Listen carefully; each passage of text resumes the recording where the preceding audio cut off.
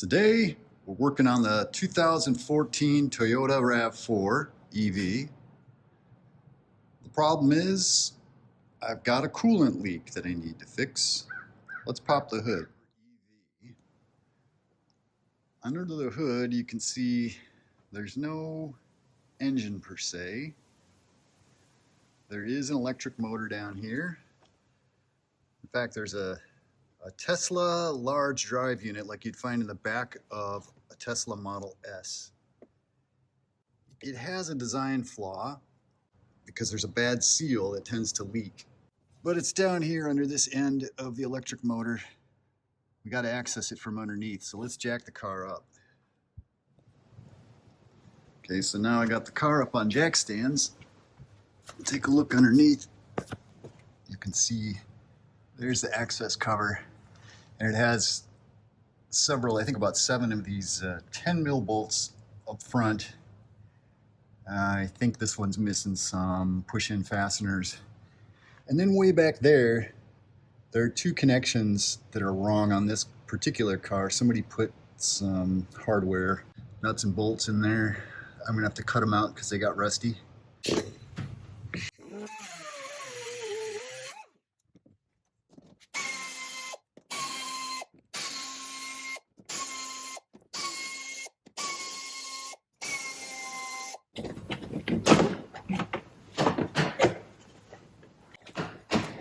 There we go.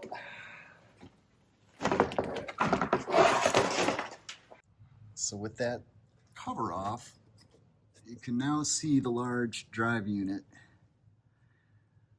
This is the electric motor here, the stator and the rotor inside of it. Now the next thing I gotta do is take this little cover off. There are a couple of push-in fasteners up above there. Ready? Get this one first. Oh my. There's one of the little fasteners. It's one of those little pop-in guys like that. I don't know that I need to take this wheel off. We'll find out soon enough. It's convenient to take the wheel off, but I don't know if it's absolutely necessary yet. Over here on the end of the motor is a manifold, a coolant manifold, and you can see there's a little flyover tube up here that exits this manifold, and there's a coolant tube coming in that feeds it at the bottom. That coolant goes up into this center tube. There's a tube in here, a pipe, that runs through the center of the hollow rotor to cool it. And this thing has a design flaw in it that the seal tends to leak, and then you get coolant inside your electric motor.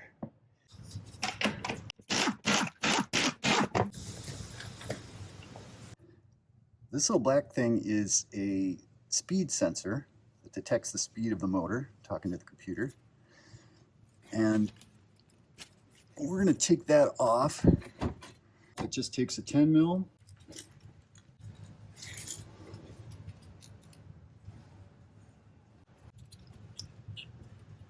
And the sensor comes out. When I first pulled out this sensor, it was wet with coolant, like this. This is a sure sign that the rotor seal is leaking. I already wiped this one off, so it doesn't look too wet. The next thing to do is to remove this manifold. It has 1, 2, 3, 4, 5, 6 10 mil bolts holding it on. But before we do that, I got to clamp off these coolant hoses because I don't want coolant dumping out of this thing. Try to keep some of that coolant from leaking out.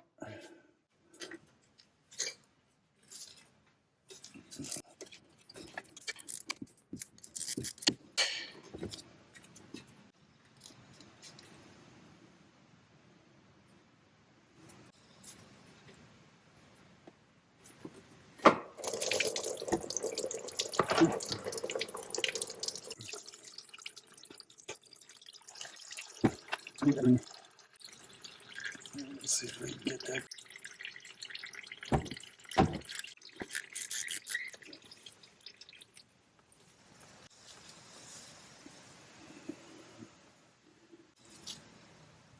little different head on it.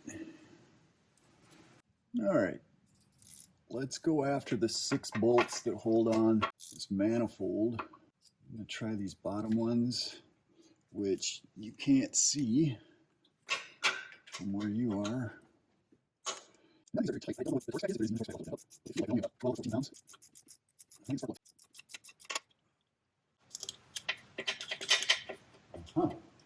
So that one hits the frame. Worst case, we can drop this bracket. We'll find out if I need to. We might be able to wiggle this manifold out. I'll find out. Longish screw. It's got some silicone on the end from the factory. That's good.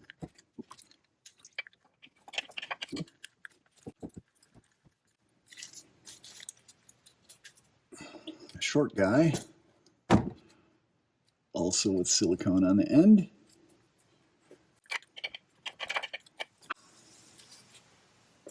Another short one.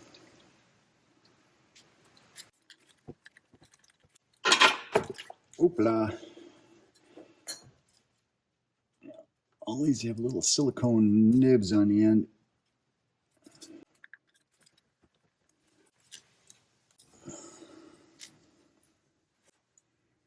Good.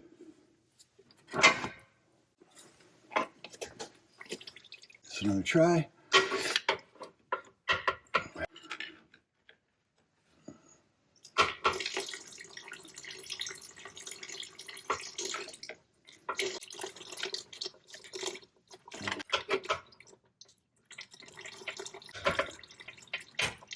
Alrighty. Now she's off. I still got this one bolt that's not threaded. And then I still have the flyover tube up here connected somewhat. If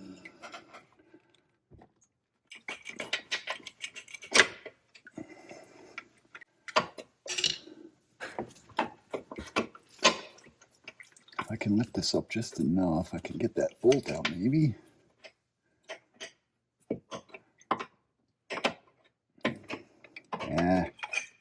Yeah, I can't pull this out without removing this bracket. So this will come off next. It has 1, 2, 3, 4 bolts holding it on. They're 16mm bolts. I crack them loose first. A breaker bar.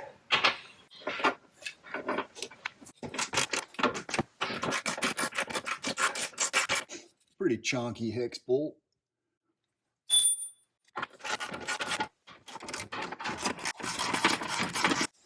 Oh, it's a little stubby guy. Yeah, another little chunky one.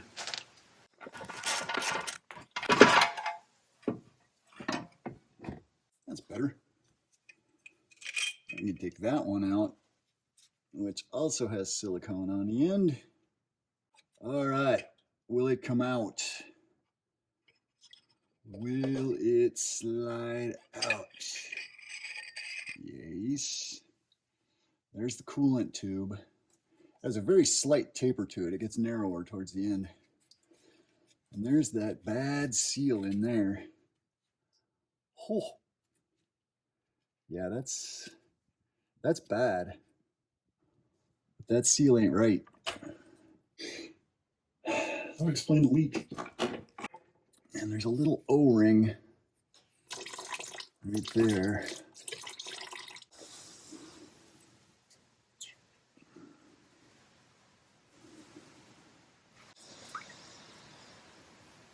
O-ring seems okay.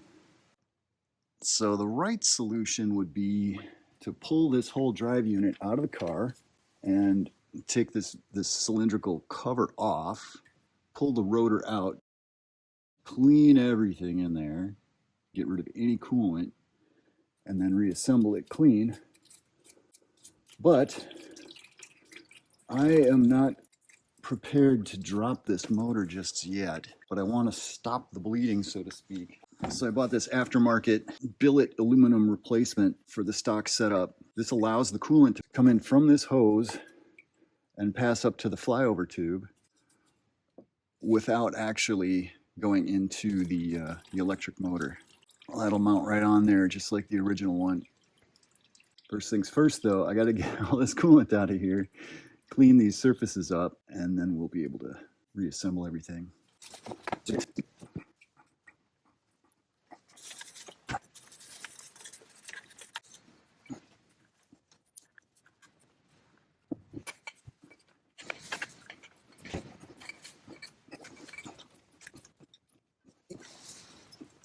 And the next thing we got to do is clean off these bolts. Some of them have that gasket maker on there, and get that off.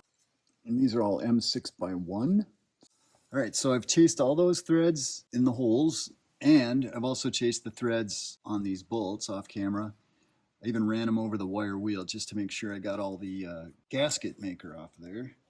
And then Alex, the EV guy, likes to use acetone to clean off these mating surfaces, so that's what I'm going to use. Oh, there's a little bit of gasket sealer in there. I'll try to get that out too.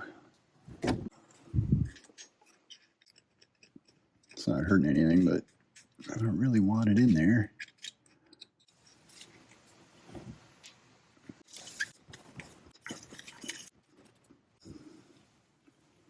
I'll clean up this O-ring.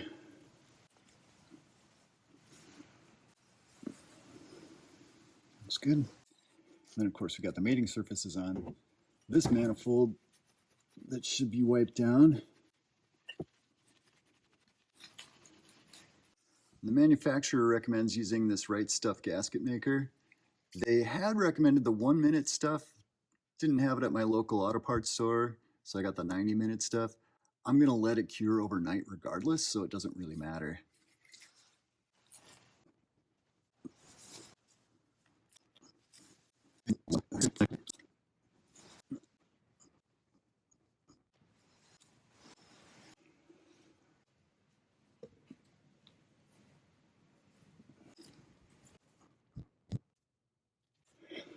Now this guy goes on.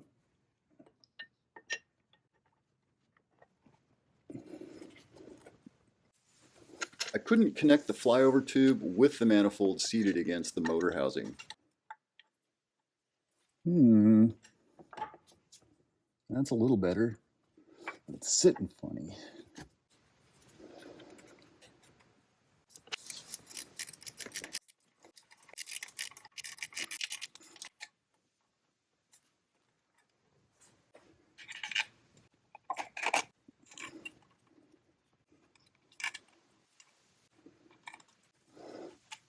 After I attached the tube, I was able to correctly position the manifold and thread in its bolts.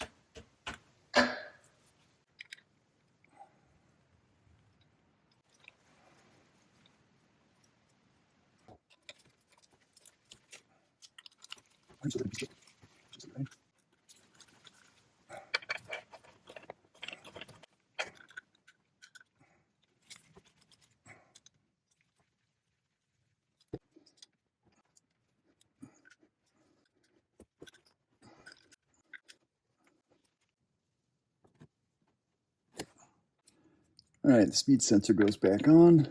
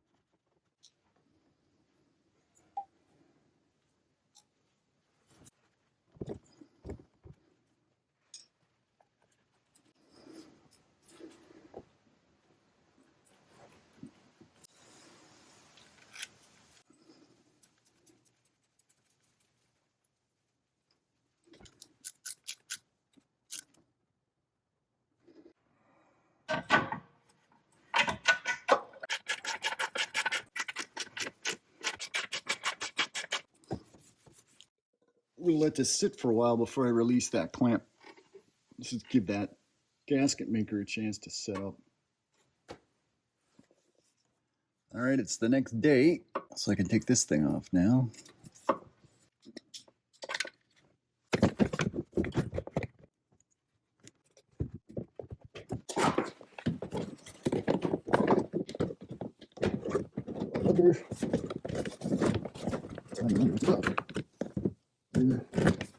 I'm pretty sure.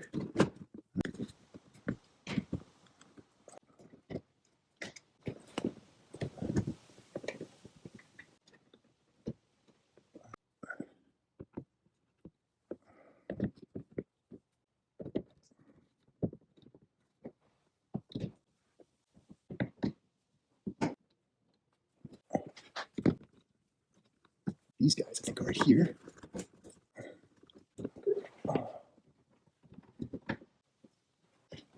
Tuck these edges in.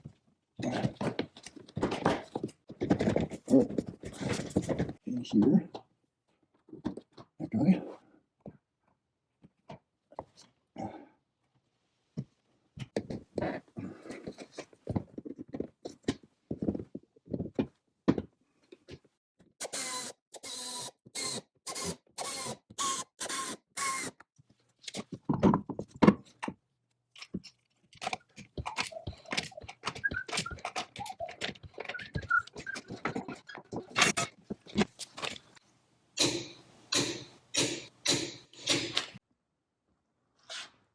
Not surprisingly, the motor coolant tank is empty.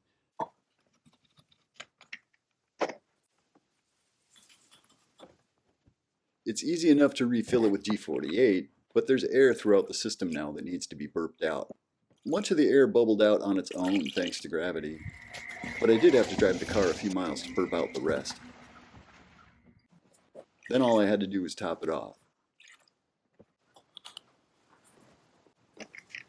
2 weeks later, the coolant level is steady and there are no leaks. Thanks for watching.